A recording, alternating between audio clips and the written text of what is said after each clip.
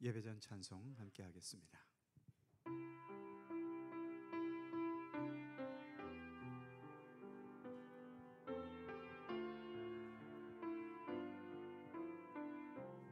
아침 안개 눈앞 가리듯 아침 안개 눈앞 가리듯 나의 약한 믿음 의심 쌓일 때 부드럽게 다가온 주의 음성 아무것도 염려하지 마라 빗줄기에 바위 패이듯 나의 작은 소망 사라져갈 때 고요하게 들리는 주의 음성 내가 너를 사랑하노라 외로움과 방황 속에서 주님 앞에 나아갈 때에 위로하시는 주님 나를 도우사 상한 나의 마음 감싸주시네 십자가의 보혈로서 주의 크신 사랑 알게 하셨네 주님께 감사하리라 언제나 주님께 감사해 아침 안개 눈앞 가리듯 아침 안개 눈앞 가리듯 나의 약한 믿음 의심 쌓일 때 부드럽게 다가온 주의 음성 아무것도 염려하지 마라 빗줄기에 바위 패이듯 나의 작은 소망 사라져갈 때 고요하게 들리는 주의 음성 내가 너를 사랑하노라 외로움과 방황 속에서 주님 앞에 나아갈 때에 위로하시는 주님 나를 도우사 나의 마음 감싸주시네 십자가의 보혈로서 주의 크신 사랑 알게 하셨네 주님께 감사하리라 언제나 주님께 감사해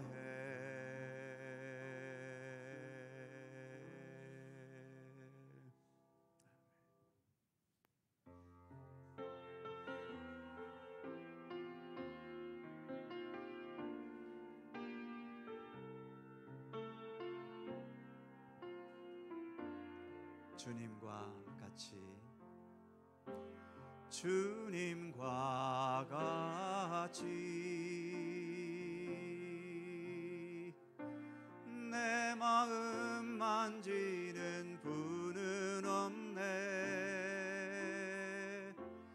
오랜 세월 찾아 난 알았네 내겐 주밖에 없네 주님과 같이 한 번 더 주님과 같이 내 마음 만지는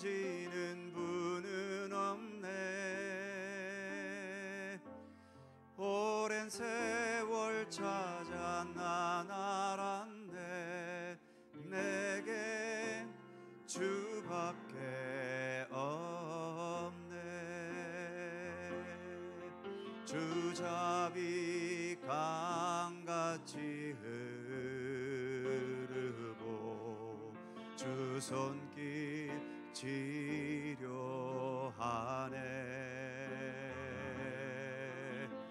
고통받는 자녀 품으시니 주밖에 없네. 주님과 같이 내 마음 만지는 분은 없네. 오랜 세월 찾아 나날았네.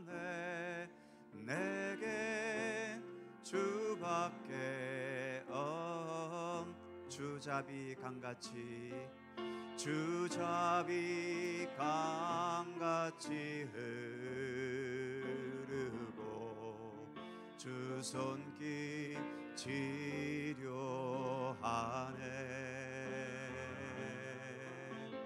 고통받는 자녀 품으시니 주밖에 없네. 주님과 같이 내 마음 만지는 분은 없네. 오랜 세월 찾아 나날았네. 내겐 주밖에 없네.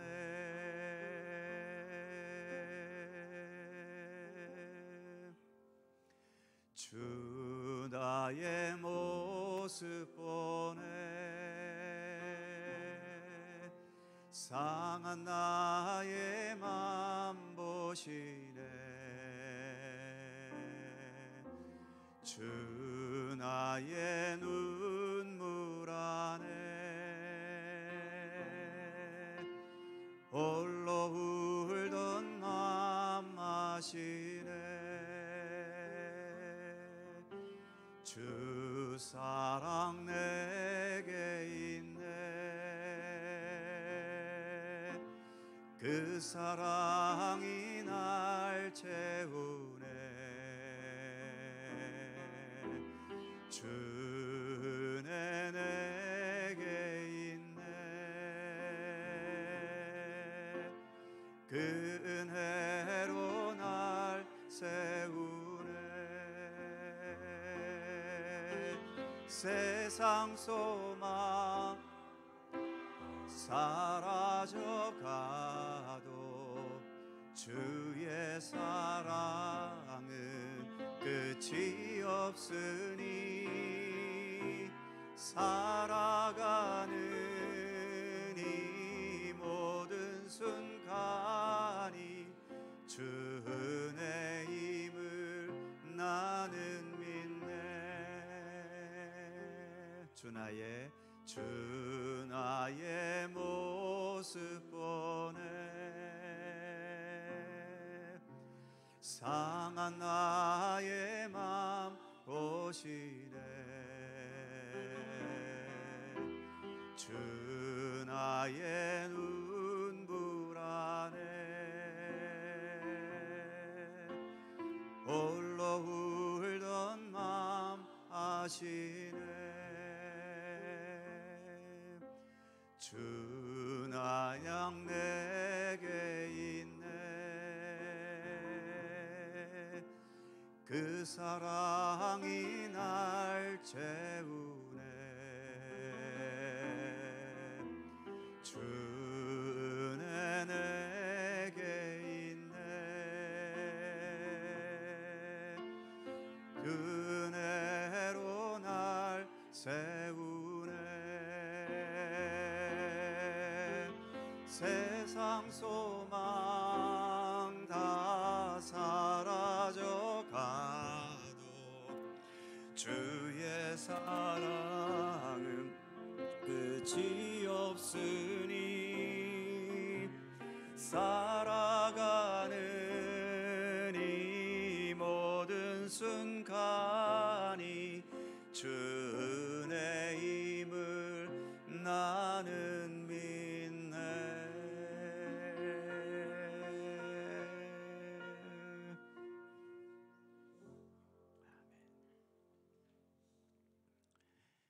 예배는 세상 모든 만물과 또 우리 생명의 근원이신 하나님 앞에 엎드려서 하나님의 능력과 생명의 거룩한 힘을 경험하고 깨닫는 시간입니다.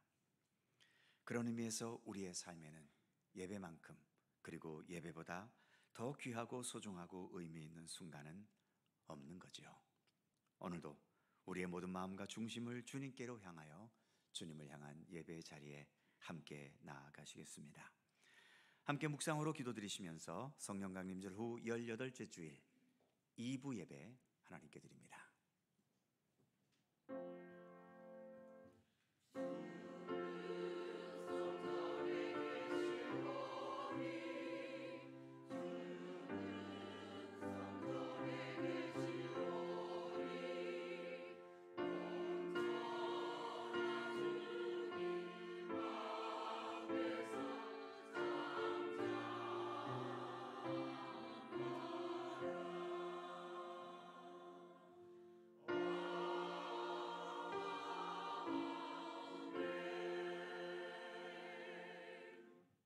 여호와여, 주의 도를 내게 보이시고 주의 길을 내게 가르치소서. 주의 진리로 나를 지도하시고 교훈하소서. 주는 내 구원의 하나님이시니 내가 종일 주를 기다리나이다. 아멘. 들판의 오곡백과를 풍성하게 하신 하나님, 주님 안에서 기쁘고 즐거운 추석 명절을 보낸 성도들이 이제 다시금 마음을 가다듬고 거룩한 주님의 전에 올라와 예배 드리게 하심을 감사합니다.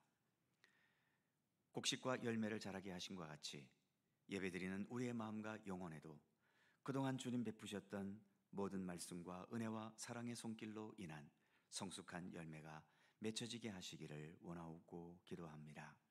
그리하여 예배 드리는 우리의 마음에 곡식과 새 포도주가 풍성할 때보다 더 큰 기쁨과 평강으로 채워지게 하여 주시옵소서. 주님을 향한 이 예배 가운데 주 성령께서 친히 임재하시기를 원하오며 성부와 성자와 성령 삼일체이신 우리 하나님께 영광과 찬양을 돌리옵고 주 예수 그리스도의 거룩하신 이름으로 기원하옵나이다. 아멘.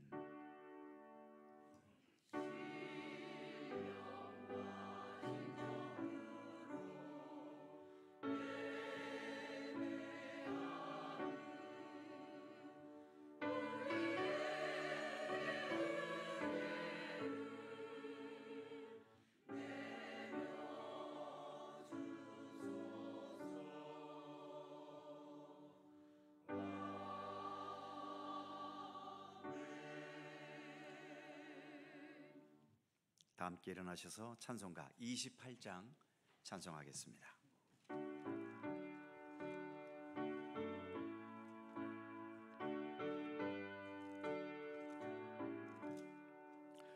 복의 근원 강림하사 찬송하게 하소서. 한량없이 자비하심 증량할 길 없도다.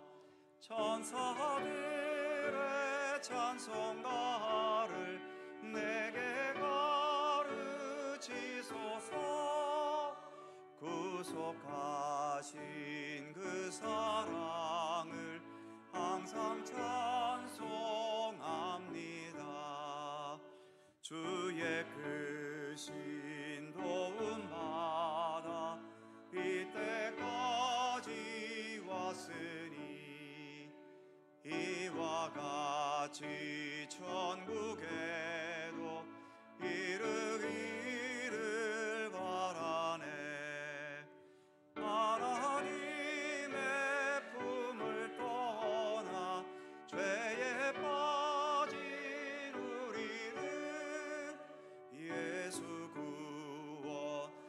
하시려고 보혈 흘려 주셨네. 주의 귀한 은혜 받고 일생 믿은 자 되네. 주의 은혜 사슬 되사 나를 주께 매소서. 우리 마음은 연약하여 범죄하기 쉬우니 하나님이 받으시고 천국인을 지소서.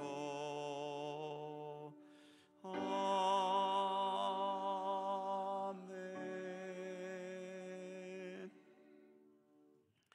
성시교독 교독문 13번 시편 23편 말씀입니다. 우리 하나님 말씀을 함께 교독합니다. 여호와는 나의 목자시니 그가 나를 푸른 풀밭에 누이시며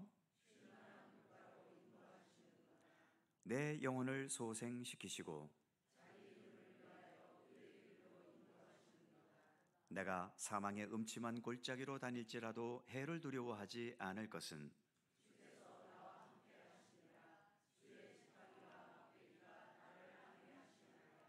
주께서 내 원수의 목전에서 내게 상을 차려 주시고 내 평생에 선하심과 인자하심이 반드시 나를 따르리니 아멘. 함께 주보를 보시거나 앞에 화면을 보시면서 공동기도와 고백의 기도를 우리 하나님께 드리시겠습니다. 우리의 마음과 뜻을 합하여 한 목소리로 주님께 공동기도를 드리오니 우리가 사는 이 세상뿐만 아니라 온 우주 만물을 친히 다스리고 통치하시는 하나님, 오늘도 주님께 예배 드릴 때에 우리의 겉사람만이 아닌 우리의 모든 마음과 영혼까지 그리고 우리의 판단과 의지와 모든 생각을 주님께 집중하면서 정직과 진실함으로 예배드리기 원합니다. 그리고 지금 살아가는 현재와 앞으로의 미래와 우리의 마지막 종말에 이르기까지 주님께 모든 것을 맡기고 의지하면서 가장 진지한 마음으로 주님 앞에 머리 숙이게 하옵소서. 우리의 마음과 영혼에 거룩하신 성령님께서 찾아오시고 온전히 채워주셔서 내 삶이 내 욕망대로가 아닌 성령님의 감화와 인도하심으로 살아가게 하시고 오직 하나님을 향한 열심과 열정으로 살아가게 하옵소서. 주님께 가까이 나아가면서 이 세상 것들의 덧없음과 하나님의 영원하심을 날로 더 깊이 깨달아가게 하옵소서. 영광 받기에 합당하시며 마지막 날 세상의 심판주로 다시 오실 예수 그리스도의 이름으로 기도드립니다. 아멘. 우리의 삶을 뒤돌아보며 겸허한 마음으로 주님께 고백의 기도를 드리오니 아무 공로 없는 죄인을 십자가의 은혜로 구원하여 주시는 하나님, 세상에서 어두움과 죄악에 방황하는 저희들을 찾아와 주셨고 우리를 의롭게 하셨고 약속의 자녀로 거듭나게 되는 은혜를 베풀어 주심을 감사합니다. 그러나 저희들은 그 은총을 잊어버리고 감사와 감격도 느끼지 못할 때가 있습니다. 오히려 불평과 불만을 앞세우며 성령님을 근심하게 합니다. 생활 속에서 하나님의 영광을 드러내지 못하고 나의 욕심과 추한 욕망을 드러낼 때도 많습니다. 몸과 마음으로 산 제사를 드리지 못하고 형식적인 예배와 습관적인 경건에 치우치기도 합니다. 주님 앞에 우리의 모든 죄와 허물을 겸손히 고백하오니 용서하여 주옵소서. 이제부터 한결같은 모습으로 주님을 섬기며 매일 매순간 하나님 뜻에 순종하며 살게 하여 주옵소서. 우리의 생명이신 예수님의 이름으로 고백의 기도를 드리오며 이제는 주님과 나만이 아는 죄와 허물을 침묵으로 고백합니다.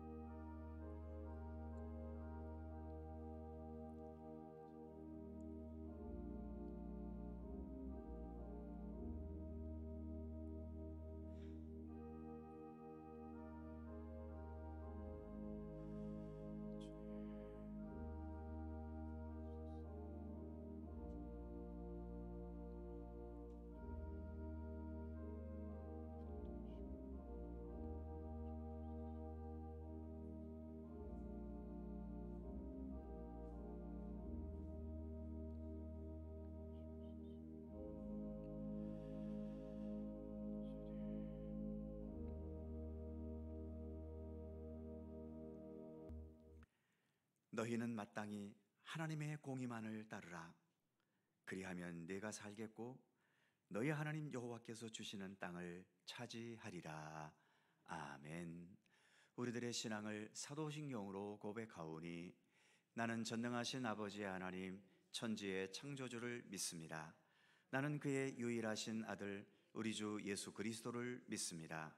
그는 성령으로 잉태되어 동정녀 마리아에게서 나시고 본디오 빌라도에게 고난을 받아 십자가에 못 박혀 죽으시고 장사된 지 사흘 만에 죽은 자 가운데서 다시 살아나셨으며 하늘에 오르시어 전능하신 아버지 하나님 우편에 앉아 계시다가 거기로부터 살아있는 자와 죽은 자를 심판하러 오십니다. 나는 성령을 믿으며 거룩한 공교회와 성도의 교제와 죄를 용서받는 것과 몸의 부활과 영생을 믿습니다. 아멘. 자리에 앉으시겠습니다. 찬송가 482장 함께 찬송하시고 강훈천 장로님 기도해 주시겠습니다.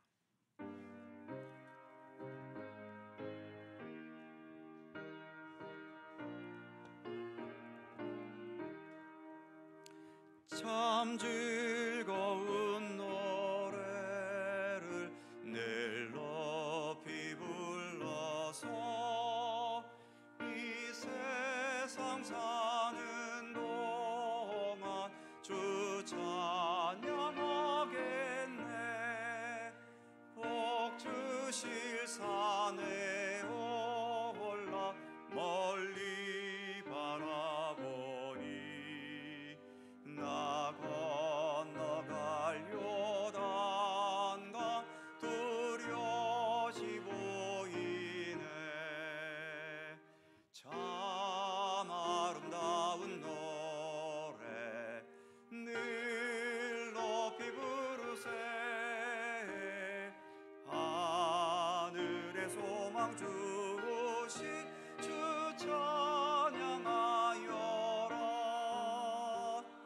참 아름다운 노래 다 함께 부르세. 하늘의 기쁨 주신 주 찬양하여라. 참 즐거운 노래를 늘 높이 불러서 내 영혼 구원하신 주 찬양하겠네. 땅 위에 부르는 노래에 저 하늘의 천사들 다 화답하겠네. 참 아름다운 노래 늘 높이 부르세. 하늘의 소망 주신 주 찬양하여라. 참 아름다운 노래 다 함께 부르세. 하늘의 기쁨 주신 주 찬양하여라. 참 즐거운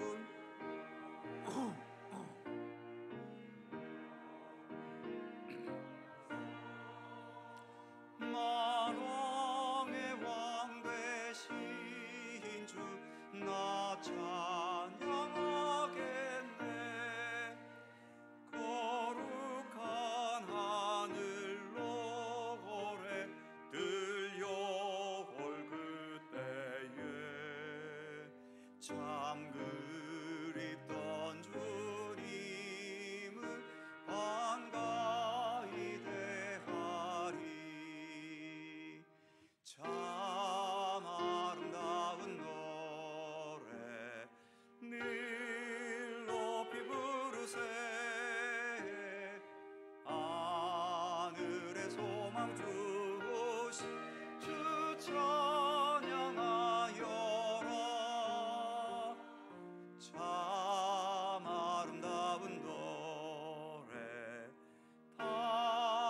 함께 부르세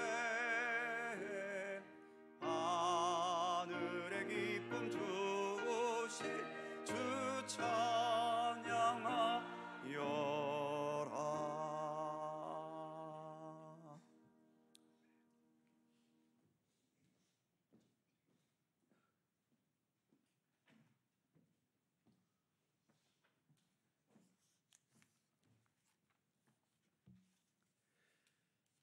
거룩하신 하나님, 우리는 죄인으로 감히 하나님께 나아갈 자격이 없습니다. 그럼에도 하나님께 나아가고 경배와 찬송으로 예배할 수 있음은 십자가 그 보혈의 사랑을 의지하기 때문입니다. 오늘도 그 존귀하신 보혈의 사랑을 의지하여 거룩하시고 온전하신 하나님께 감사와 찬송의 예배를 올려드립니다. 우리의 예배를 기뻐하여 주시고 하나님의 거룩하심을 닮아가고자 하는 결단이 있는 예배가 되게 하여 주시오며 오직 주님 홀로 영광 받으시옵소서.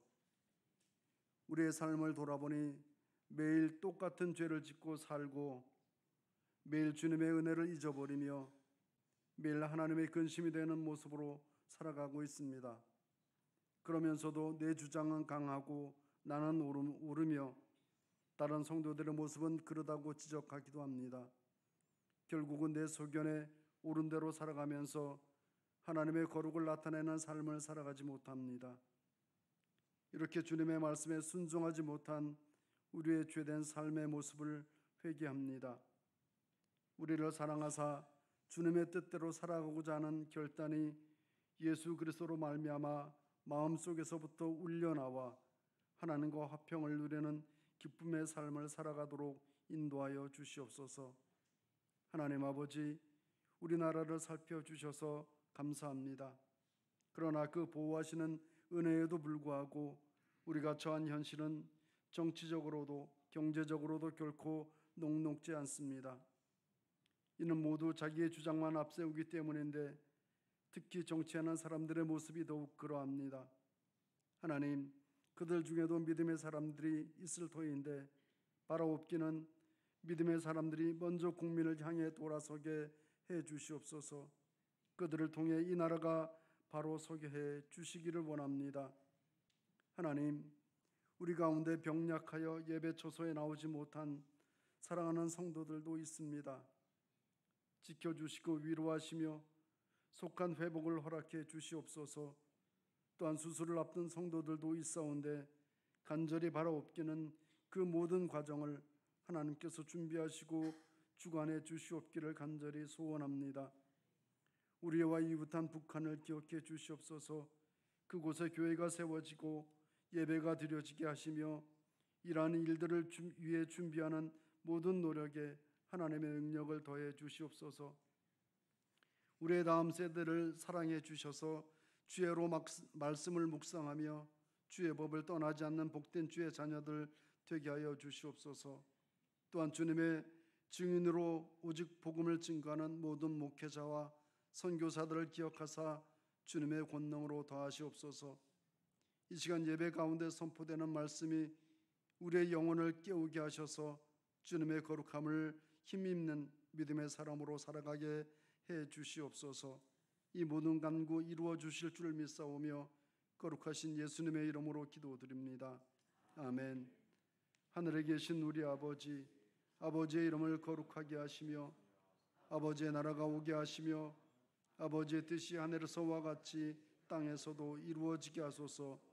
오늘 우리에게 일용할 양식을 주시고 우리가 우리에게 잘못한 사람을 용서하여 준 것 같이 우리 죄를 용서하여 주시고 우리를 시험에 빠지지 않게 하시고 악에서 구하소서. 나라와 권능과 영광이 영원히 아버지의 것입니다. 아멘.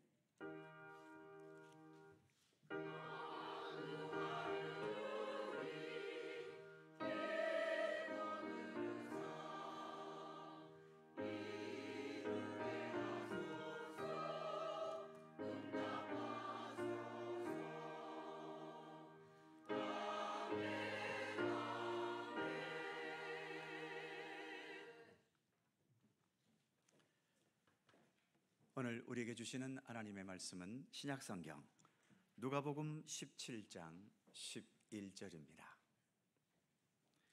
신약성경 125면 누가복음 17장 11절에서 19절까지의 말씀입니다.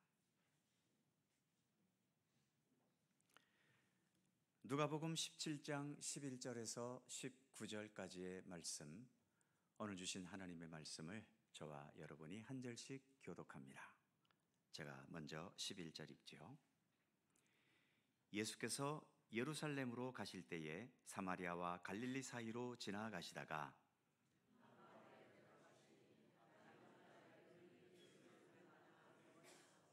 소리를 높여 이르되 예수 선생님이여 우리를 불쌍히 여기소서 하거늘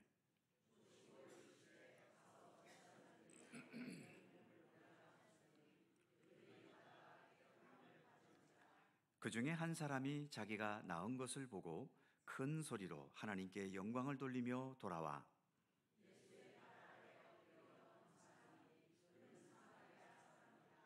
예수께서 대답하여 이르시되 10사람이 다 깨끗함을 받지 아니하였느냐? 그 9은 어디 있느냐?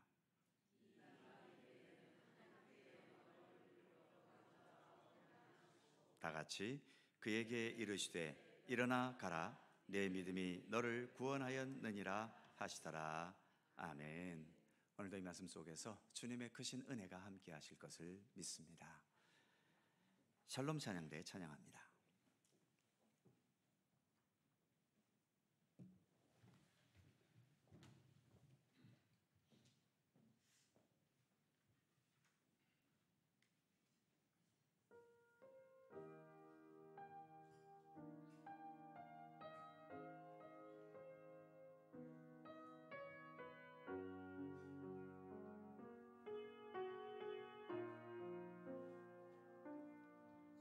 주 앞에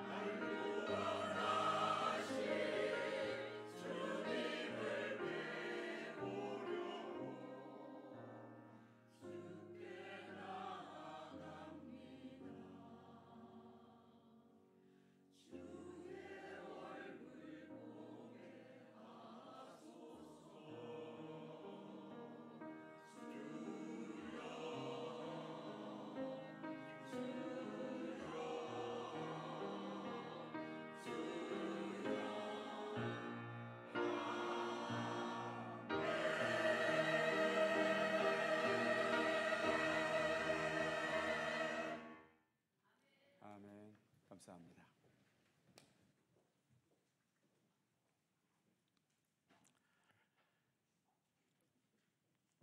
간혹 TV 드라마를 보면 어느 가난한 집에서 부모가 온갖 수고와 중노동을 해가면서 비싼 학비와 사교육비를 대고 그래서 자식 하나 출세시켜서 판검사, 의사, 변호사가 되게 했는데 이 자식이 부모의 은혜에 감사하기보다도 내 집안 배경이 변변치 않아서 내가 더 높은 자리로 올라가는 것에 도움이 되지 않는다고 불평과 불만을 터뜨리는 장면을 볼 때가 있습니다. 이렇게 되면 이 집안은 돌이킬 수 없는 불행에 빠져버리고 맙니다. 부모는 고생하면서 자식을 키워 이제 고생 끝에 낙이 오나 싶었는데 자식에게서 불평의 소리를 계속 듣고 있고 이 자녀 본인도 부모의 수준이 낮은 것 때문에 내가 더 성공하지 못한다는 불만 속에 살아가게 되는 거죠. 모두가 죽어라고 노력했고 수고했고 참았고 그리고 원하던 결과까지 얻었는데도 아무도 행복하지 못한 겁니다. 과연 이들이 행복하지 못하는 이유가 뭐라고 생각하십니까? 오늘 우리가 봉독한 본문에서 나병 환자 10명이 등장합니다. 나병은 과거에 문둥병이라고 불렸던 악질적인 병이지요. 옛날에는 본래의 나병뿐만 아니라 치료가 잘 되지 않는 여러 종류의 피부 질환들을 모두 합쳐서 다 나병으로 여겼다고 하지요. 그 옛날 나병 환자들은 거의 버려졌다시피 한 나병 환자촌에서 지내야 했고 그 나병 환자촌에서의 삶이라고 하는 것은 살아있지만 실제로는 죽은 것과 다를 바 없는, 아니 차라리 죽는 게 더 나을 만큼 비참한 상황이었지요. 한마디로 나병 환자는 죽은 자와 다를 바가 없었다는 것입니다. 그런데 이런 상황에 있는 10명의 나병 환자가 길을 가시는 예수님을 만나게 되었고 우리를 불쌍히 여겨달라고 간절하게 부르짖었습니다. 예수님께서는 낫게 해주시는 어떤 치유 행위는 없이 본문 14절에 의하면 가서 제사장들에게 너희 몸을 보이라, 이 말씀 한마디만 하셨지요. 당시 나병에서 나음을 얻으면 제사장이 그 병이 나았다는 것을 확인하고 이 사람이 다 나았다는 것을 선언해 주어야만 나병 환자촌에서 벗어나 일반 사람들이 사는 곳으로 돌아올 수 있었습니다. 이 나병 환자들은 믿음이 좋은 사람이었던지 예수님의 말씀에 그대로 순종해서 아직도 몸에 나병이 그대로 있는데도 불구하고 예수님 명령대로 제사장에게 가고 있었고 그 가는 도중에 나병이 사라지고 낫게 되는 기적이 일어난 거지요. 이들은 이 기적의 사건을 경험하면서 얼마나 기뻤겠습니까? 그런데 15절 말씀을 보면 그 중에 한 사람이 자기가 나은 것을 보고 큰 소리로 하나님께 영광을 돌리며 돌아와 16절 예수의 발 아래 엎드려 감사하니 그는 사마리아 사람이라. 10명 중에 단 한 사람만 제사장에게로 가다가 그 자리에 멈추어서 큰 소리로 하나님께 영광을 돌리고 발걸음을 돌이켜서 예수님에게로 돌아와 예수님 앞에 엎드려 감사했다는 것입니다. 왜 9명은 제사장에게 그대로 달려갔고 한 사람, 이 사마리아 사람은 왜 먼저 하나님께 영광을 돌리고 그리고 예수님께 돌아와 감사했을까요? 이들의 마음과 생각에는 과연 어떤 차이가 있었던 거겠습니까? 이 한 사람이 사마리아 사람이었다라고 본문 16절 마지막에 밝히고 있는 것을 보면 나머지 9사람은 유대인이었다라는 얘기겠죠. 이 9사람은 자신들의 병이 나았으니까 유대인의 율법을 따라서 가장 먼저 제사장의 선언을 받으려 했겠지요. 그래야 자유함을 얻게 되고 빨리 자기 집으로 돌아가서 만나고 싶은 사람 마음껏 만날 수 있지 않겠습니까? 지금 자신에게 주어진 이 기쁨이 자신의 병을 낫게 하신 예수님의 은혜를 인식하는 것보다 더 앞서 있었던 것이지요. 그리고 아마도 예수님을 만나는 행운을 내가 잡았고, 내가 예수님께 불쌍히 여겨달라고 간청했고, 그래서 내가 이렇게 낫게 된 것에는 내 판단력, 내 지혜, 내 열정도 크게 한몫했을 거라 생각했을지도 모르겠습니다. 그러기에 먼저 기뻐하고 먼저 이 자유와 해방을 만끽한 후에 나중에 예수님께 감사해도 늦지 않을 거라 생각했겠지요.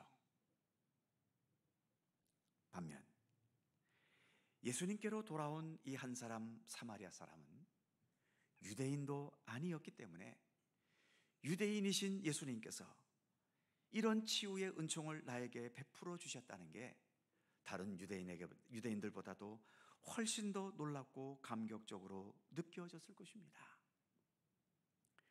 유대인들에게 버린 사람처럼 취급되는 사마리아 사람인데다가 완전히 버려진 죽음과도 같은 나병 환자의 인생이었는데 이제 이렇게 건강한 몸이 되어서 새로운 출발을 할 수 있게 된 것, 이 사람에게는 이런 역사가 자신에게는 단순한 치유의 역사 정도가 아니라 놀라운 생명의 사건으로 경험되게 된 것입니다. 15절을 다시 보면 그 중에 한 사람이 자기가 나은 것을 보고 큰 소리로 하나님께 영광을 돌리며 큰 소리로 하나님께 영광을 돌렸다. 이 사마리아 사람은 다른 9명의 유대인들처럼 먼저 제사장에게 달려가서 내 병이 나았다는 확인을 받아야겠다는 이 마음보다도 나를 이렇게 낫게 하신 하나님의 역사를 먼저 더 인식할 수 있었다는 겁니다. 하나님께 영광을 돌렸다고 하는데 도대체 하나님께 영광을 돌린다는 게 어떤 것을 가지고 하는 말일까요? 큰 일로 크게 헌신하면 하나님께 영광 돌리는 걸까요? 내가 뭔가를 다른 사람보다 아주 잘해서 1등을 했거나 남과 비교할 수 없는 월등한 업적을 많이 쌓으면 그게 하나님께 영광 돌리는 걸까요? 흔히 우리 자녀가 학교에서 1등을 해서 하나님께 영광 돌렸다, 또는 운동선수들이 금메달을 목에 걸면서 하나님께 영광 돌렸다라고 말할 때가 있는데, 그렇다면 하나님께서는 1등한 사람에게서만 영광 받으시고 나머지 사람들, 특히 아무리 최선을 다했어도 꼴찌할 수밖에 없었던 그 자에게는 영광이 아니라 꼴찌했다고 화를 내실까요? 하나님께 영광을 돌린다는 것은 하나님의 높고 위대하심, 하나님의 절대적인 권능과 능력을 보고 깨닫고 경험하면서 그 마음으로 하나님을 찬양하고 하나님을 높여드리는 거지요. 그렇다면 과연 하나님의 높고 위대하심은 어디에서 가장 크게, 어디에서 가장 진실하고 순수하게 느껴지고 인식하게 될까요? 내가 사업이 번성해서 많은 돈을 벌면 거기에서 하나님의 영광이 느껴지나요? 수많은 경쟁자들을 물리치고 내가 1등했을 때인가요? 아니면 나를 괴롭히는 저 원수 같은 놈들을 다 때려잡고 그들을 내 앞에서 무릎 꿇리게 하면 그때 하나님의 영광이 느껴지시나요? 물론 이런 것들도 부분적인 영광은 분명 있겠지만 본질적인 영광은 아닙니다. 본질적인 영광이라는 것은 하나님께서 행하시는 모든 일들 중에서도 생명사건, 생명의 사건을 경험하고 깨닫게 되면서 돌리게 되는 영광, 그것이 진정한 하나님께 영광을 돌리는 겁니다. 이 땅에서 생명보다 더 소중한 게 뭐가 있습니까? 생명과 비교할 수 있는 것이 세상에 어디 있습니까? 이 생명의 가치를 물질로 어떻게 표현하겠으며 세상 그 어느 곳과 이 생명의 가치를 비교하겠습니까?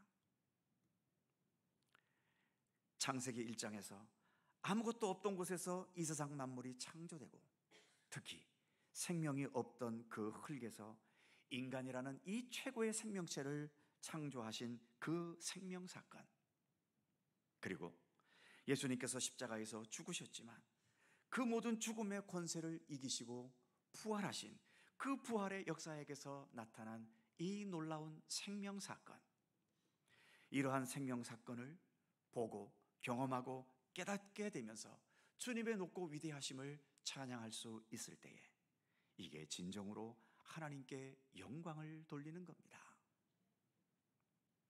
이 세상에서 생명보다 더 귀하고 소중한 건 없기 때문이지요. 지금 읽은 본문에서 이 사마리아 사람은 죽은 것과 다름없는 자신의 나병이 치유되는 역사 속에서 하나님께서 베푸신 생명 사건을 경험한 겁니다. 죽은 나에게 생명을 주신 거라는 거죠. 그래서 이 사마리아 사람은 먼저 하나님께 그 자리에서 영광 돌릴 수 있었던 거죠. 그리고 제사장에게 달려가 내 몸을 확인받기 이전에 이 치유와 생명의 기적을 행하신 예수님께 먼저 달려와서 예수님 앞에 엎드려 감사할 수 있었던 겁니다. 내가 세상에서 자연이 되는 것도 중요하지만 그것보다도 나에게 이런 생명 사건을 허락하신 하나님께 영광 돌리고 예수님께 감사하는 게 이 사람에게는 먼저였던 거죠. 그만큼 이 사마리아인이 하나님께 영광을 돌리고 예수님께 감사한 것은 진실하고 거짓 없는 것이었다는 것을 말해주고 있는 겁니다. 사랑하는 성도 여러분, 우리가 우리의 믿음의 눈을 좀 더 겸손히 그리고 순수한 마음으로 열게 되면 우리는 매 순간 하나님 베푸시는 생명 사건 속에 산다는 것을 경험할 수 있습니다. 하늘에 떠 있는 저 태양이 없으면 이 지구는 존재할 수도 없고, 존재했다 하더라도 더 이상 생명의 땅이 될 수가 없지요. 지금도 저 태양은 우리에게 언제나 생명 사건으로 다가오고 있는 것 아닙니까? 내 몸, 내가 만들지도 않았습니다. 그런데 지금도 내 안에 모든 장기들, 내 의지와 상관없이 각자의 역할을 하면서 이렇게 나로 하여금 살아있는 존재가 되게 하지 않습니까? 어느 순간 내 심장이 멎거나 내 허파가 내 의지와 상관없이 멎어버리면 우리는 더 이상 생명이 아닌 죽음의 상태가 되는 겁니다. 그러기에 지금도 이렇게 내 뜻이 아무것도 없어도 내 몸으로 내가 이렇게 살아있을 수 있다는 것 생각해보면 매 순간 허락하시는 하나님의 생명 사건 속에 살고 있는 것 아닙니까? 숨 쉴 수 있는 공기, 먹는 양식, 우리 인간은 만들어내지 못합니다. 하나님께서 주관하시는 자연의 섭리가 이처럼 숨 쉬는 공기와 우리가 먹을 수 있는 양식들을 만들어내고 있지 않습니까? 이 역시 하나님께서 행하고 계시는 소중한 생명 사건인 거죠. 거기에다가 하나님께서 천지를 창조하셨고 지금도 모든 만물과 역사를 주관하신다는 성경의 말씀들, 그리고 죄와 허물로 죽을 수밖에 없는 우리를 위해 예수님께서 십자가에서 죽으셨고 그 죽음의 권세를 이기시고 부활하신 이 본질적인 생명의 사건을 나타내셨을 뿐만 아니라 그 부활의 생명 사건이 우리에게도 일어날 수 있게 하셔서 우리를 지금도 영원한 부활의 생명의 세계로 이끄시고 인도해 가시는 생명 사건을 지금도 주님은 우리 가운데 펼쳐가고 계시는 것입니다. 기독교 신앙은 이처럼 주님께서 우리 가운데 펼쳐가시는 이 생명 사건을 본질적으로 깨닫고 그것을 알고 그것을 기뻐하고 그것을 감사하면서 이 귀한 생명 사건에 부끄럽지 않게 내게 주어진 이 삶을 성실히 살아가려고 하는 신앙인 것입니다. 이러한 생명 사건을 경험하고 깨닫게 되면 세상에서의 삶이 먼저가 아니라 하나님이 먼저라는 사실을 인식하게 되지요. 그래서 오늘 본문에서도 이 사마리아 사람은 세상에서의 삶을 위해 제사장에게 먼저 달려간 것이 아니라 먼저 하나님께 영광을 돌렸고 먼저 예수님께 돌아가 예수님 앞에 엎드려 감사하게 된 겁니다. 즉, 생명 사건을 경험하게 되면 이 세상의 것들에 너무 집착하지 않게 된다는 거죠. 남들보다 좀 가난해도 뜻대로 되는 일이 별로 없어도 순간순간 나를 절박하게 만드는 여러 상황 속에 있다 하더라도 우리로 하여금 조급하지 않게 하고 거기에서 먼저 하나님을 찾고 먼저 하나님께 영광 돌리고 예수님의 손길을 감사하고 그 손길에 의지하려는 넉넉하고 여유로운 마음을 먼저 가질 수 있게 된다는 것을 본문은 보여주고 있는 겁니다. 더 나아가 생명 사건을 경험하고 깨닫게 되면 작은 것에서도 기뻐하고 감사할 줄을 압니다. 심지어 아까도 말씀드린 것처럼 하늘에 떠 있는 저 태양빛만 봐도 그것 때문에 감사하며 즐거워할 수 있는 것이고 숨쉬는 공기를 어느 순간 인식하면서 이것에 대해 깊이 감사할 수 있지요. 이웃과 함께 살아가며 주고받는 작은 사랑과 섬김과 배려 앞에서도 거기에 담긴 주님의 손길을 인식하면서 기뻐하고 감사할 수 있는 것입니다.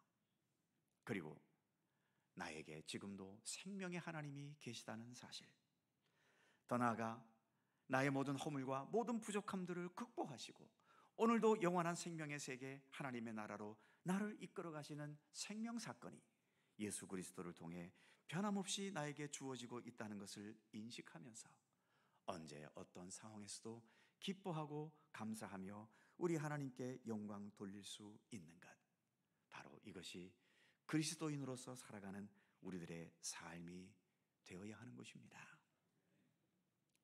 혹시 제가 드리는 이 말씀이 별로 현실성이 없게 들리시나요? 만일 그렇다면 오늘의 성경 말씀도 별로 현실성이 없는 겁니다. 그런 면에서 내 믿음의 눈이 더 온전히 열려지기를 좀 더 기도하실 수 있기를 바랍니다. 그래서 지금도 멈추지 않고 우리 가운데 펼쳐가시는 하나님의 생명의 사건을 우리의 일상 속에서 좀 더 실감나게 보고 듣고 경험하게 되기를 더욱더 주님께 기도하며 간구하실 수 있기를 바랍니다. 우리는 지금도 하나님의 영광스러운 생명 사건 속에 살아가고 있습니다. 기도하겠습니다. 전능하신 하나님, 그래서 천지 만물과 모든 생명체와 그리고 지금 나의 이 몸과 생명까지 창조하신 하나님, 하나님의 창조의 능력에는 지금도 여전히 함께 하시는 생명 사건들로 충만함을 고백합니다. 늘 함께 있거나 가까이 있어서 그 존재감을 별로 느끼지 못하는 태양빛이나 숨쉬는 공기나 내 심장 박동 같은 것 어느 하나만 멈춰버려도 우리는 죽음에 이르게 되지 않습니까? 세상에서의 내 삶과 내 욕망과 욕심에 너무 집착해서 불평과 불만 속에 살아갈 때가 많다 보니 하나님께서 묵묵히 행하시는 이러한 생명 사건의 은혜와 은총과 그 놀라운 능력을 보지 못하고 느끼지 못하고 그래서 늘 가져야 할 감사와 생명의 삶의 소중함을 인식하지 못하기도 합니다. 원하옵기는 우리의 믿음의 눈을 열어 주시옵소서. 그래서 우리가 얼마나 놀랍고 귀한 하나님의 생명 사건 가운데 살아가는지를 더 실감 있게 보게 하시고 깨닫게 하여 주옵소서.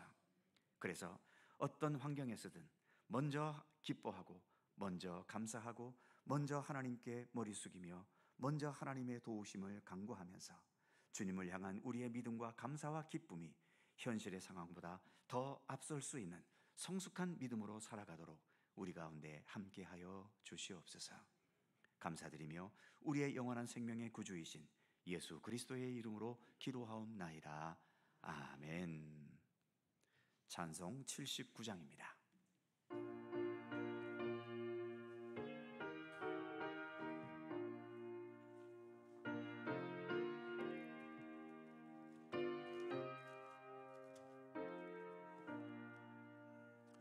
주 하나님 지으신 모든 세계 내 마음속에 그리어볼 때 하늘의 별 울려 퍼지는 회성 주님의 권능 우주에 찬네 주님의 높고 위대하심을 내 영혼이 찬양하네 주님의 높고 위대하심을 내 영혼이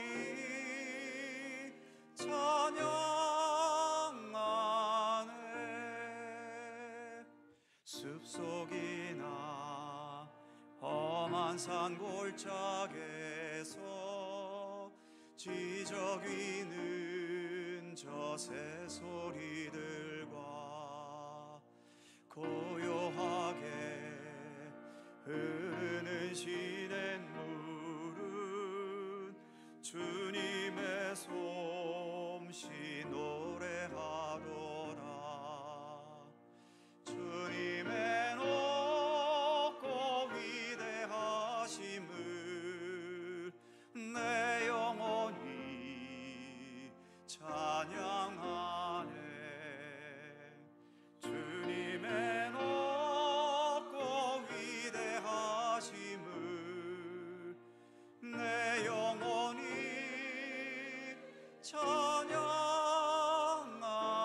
찬양하네 내 하나님 독생자 아낌없이 우리를 위해 보내주셨네 십자가에 피 흘려 죽으신 주 내 모든 죄를 대속하셨네 주님의 높고 위대하심을 내 영혼이 찬양하네 주님의 높고 위대하심을 내 영혼이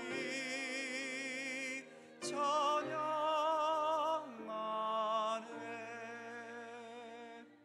내 주 예수 세상에 다시 올 때 저 천국으로 날 인도하리 나 겸손히 엎드려 경배하며 영원히 주를 찬양하리라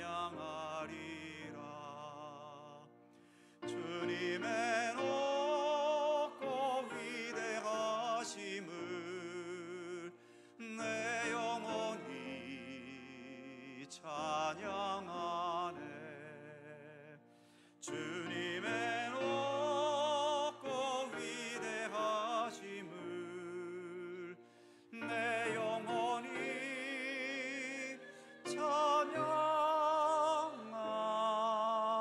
찬양하네 아멘. 사랑의 하나님, 오늘도 예배와 함께 우리의 삶에서 수고하고 일하고 애씀으로 거두게 된 결실 가운데 내 삶이 먼저 하나님의 것이며 하나님을 향한 믿음과 사랑의 의지를 담아 이 시간 귀한 예물을 봉헌합니다. 주일헌금, 11조와 월정헌금 감사헌금, 그리고 선교장화 구제헌금과 그 외의 모든 이유와 명목으로 봉헌한 모든 예물들 기쁘게 받아주시기를 원합니다. 저희들을 봉헌할 때 늘 주님께서 나와 함께 하시고 또 소중한 귀한 생명 사건으로 우리를 살게 하시며 우리를 영원한 생명의 세계인 하나님의 나라로 이끌어 가시는 우리 주님을 바라볼 수 있게 하시고, 그래서 봉헌할 때마다 언제나 진실한 감사가 있게 하여 주시옵소서. 더 나아가 더 참된 믿음의 사람으로 살아가려는 우리의 믿음의 결심이 언제나 동반되는 우리의 봉헌이 되게 하여 주시옵소서. 봉헌된 모든 예물들을 통해 하나님의 선하신 생명과 구원의 역사가 펼쳐지게 하시고 주님의 따뜻하고 아름다운 사랑이 실천되게 하시며 우리 교회가 이 세상을 향해 복음의 선하고 아름다운 영향력을 나타낼 수 있게 하여 주옵소서. 때로 힘들고 거칠고 고생스러운 삶을 우리가 살아가기도 하지만 주님께서는 생명의 주님으로서 그 모든 난관들을 헤쳐나가게 하시고 사랑의 주님으로서 우리를 돌보고 계시며 능력의 주님으로서 결국은 최후의 승리를 얻고 영광의 면류관을 쓰게 하실 것을 굳게 믿고 신뢰케 하여 주시옵소서. 그리하여 오늘 우리에게 주어진 삶이 어떠하든 그 삶의 모든 현실들을 주님의 말씀과 뜻 안에서 더 성실하고 아름답고 믿음의 사람다운 의미를 가지고 살아가도록 우리를 이끄시며 인도해 주시옵소서. 이 세상 모든 역사를 완성하시고 내 자신의 인생의 모든 여정을 완성하실 그 날을 우리가 기다리고 또 기다립니다. 하나님의 나라를 바라보며 또 주님께서 행하실 모든 믿음의 역사들을 기대하면서 우리에게 주어진 모든 삶을 더 성실하고 진실하고 참되게 살아가도록 우리 가운데 함께하여 주시옵소서. 감사드리며 우리 구주 예수 그리스도의 거룩하신 이름으로 기도드립니다. 아멘.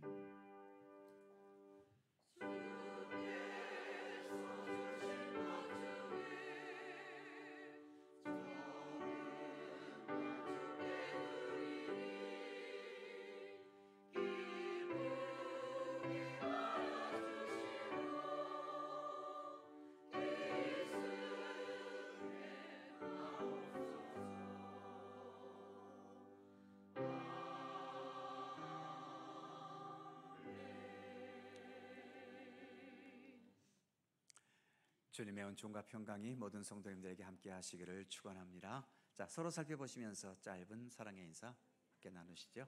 건강하시고 평안하시고 좋은 일들 많으시기 바랍니다. 긴 명절을 잘 보내셨는지요? 교회 소식 몇 가지가 있습니다. 다음 주일은 남성교회에서 주관하는 전교인 야외 예배입니다. 2년 만에 가지는 야외 예배이지요. 모든 성도님들 함께 해주시면 좋겠습니다. 미시령 넘어가면 곧 나오는 선낙원이라는 계곡이 있습니다. 그곳에서 야외 예배를 드립니다. 야외 예배 못 가시는 분들을 위해서 일부 예배는 지금처럼 본당에서 오전 8시에 일부 예배를 드리고요.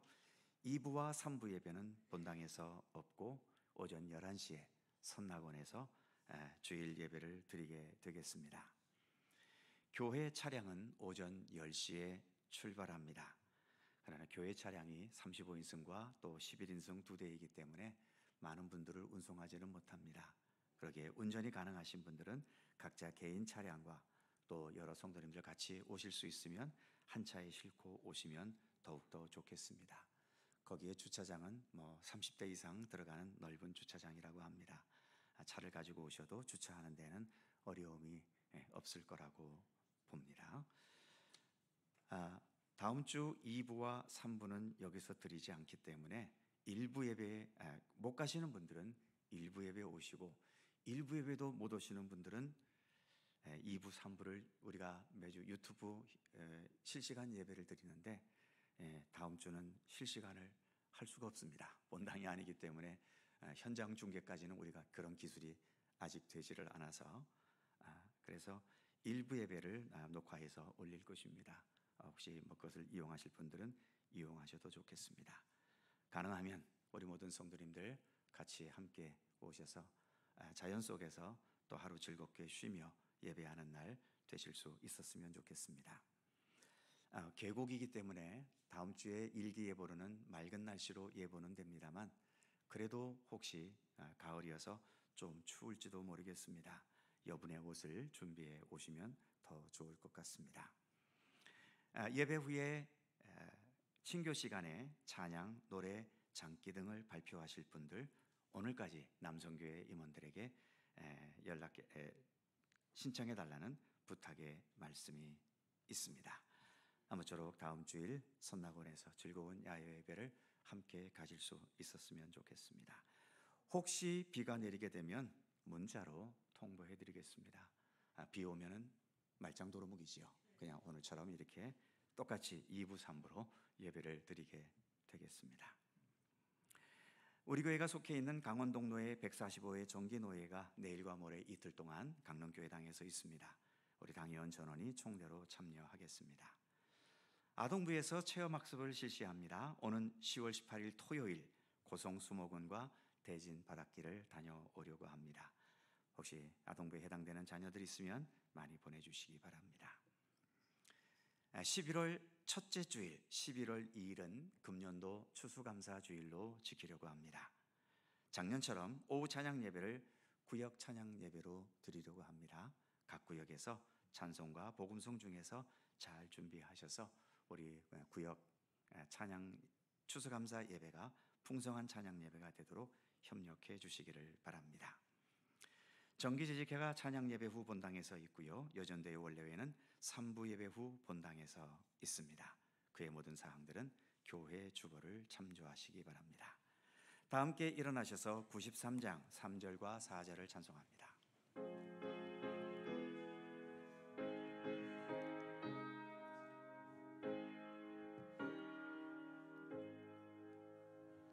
예수는 나의 힘이요 내 기쁨 되시니 그 명령을 준행하여 늘 충성하겠네. 주야로 보하시며 바른 길 가게 하시니 의지하고 따라갈리 주 예수. 예수는 나의 힘이요 내 소망 되시니 이 세상을 떠나갈 때 곧 영생 얻으리. 한없는 복을 주시고 영원한 기쁨 주시니 나의 생명 나의 기쁨 주 예수.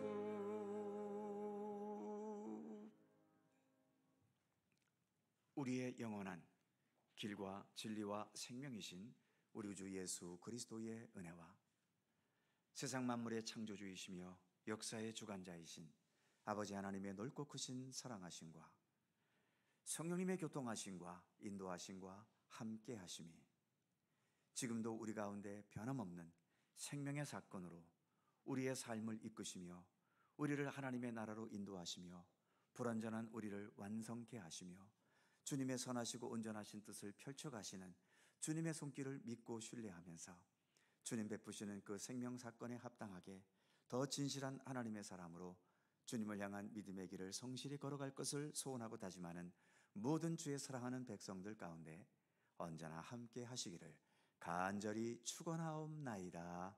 아멘.